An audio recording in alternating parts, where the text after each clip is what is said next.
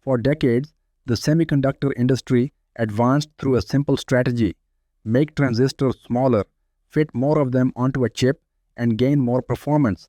That approach powered generations of computers and electronic devices. But as transistors continued shrinking, progress became increasingly difficult. Manufacturing grew more complex, costs increased, and engineers faced growing design challenges. As those challenges intensified, some researchers began looking for a different path. Instead of asking how to fit more transistors onto a chip, they started asking how much more each transistor could do.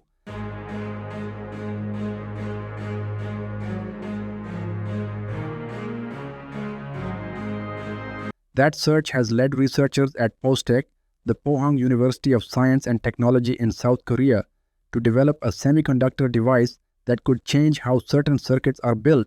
The breakthrough centers on a specialized structure made from zinc oxide and tellurium. While the materials themselves are important, the real significance lies in the device's behavior. During testing, it performed functions that would normally require multiple separate circuit elements. At first glance, that may not sound revolutionary, but modern electronics depend on enormous numbers of interconnected components.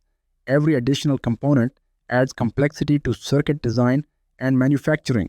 Reducing that complexity has become an increasingly important goal across the semiconductor industry. According to the research team, certain circuit architectures using their device could reduce component counts by as much as 75%. Rather than spreading tasks across numerous elements, more functionality can be concentrated into fewer devices.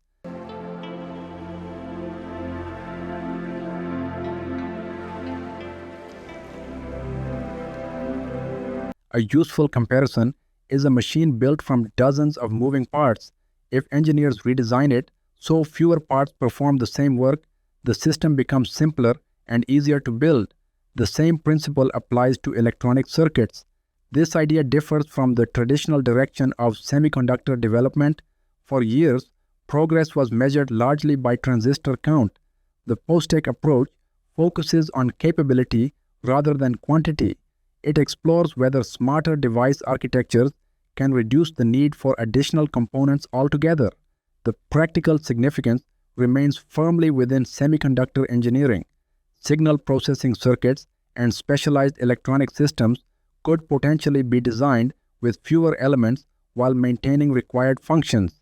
For chip designers, that creates another option for managing growing circuit complexity. A reality check remains important. This is still a research stage breakthrough. The device has demonstrated promising results in laboratory conditions, but significant hurdles remain before commercial adoption. Reliability must be proven, manufacturing processes must be refined, and large-scale production must become practical. The technology also enters a highly competitive field. Researchers around the world are investigating new semiconductor materials, advanced transistor structures, and alternative chip design strategies.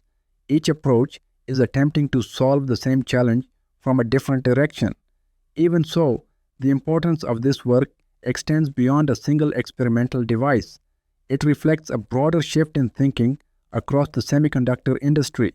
As traditional scaling becomes more difficult, researchers are increasingly exploring ways to make individual devices more capable rather than simply making them smaller. Whether this specific technology reaches commercial production or not, it highlights how the future of semiconductors may be shaped not only by the number of transistors on a chip, but by what each transistor is capable of doing. Subscribe to Dezhn and explore the technologies quietly reshaping the future long before the world fully notices them.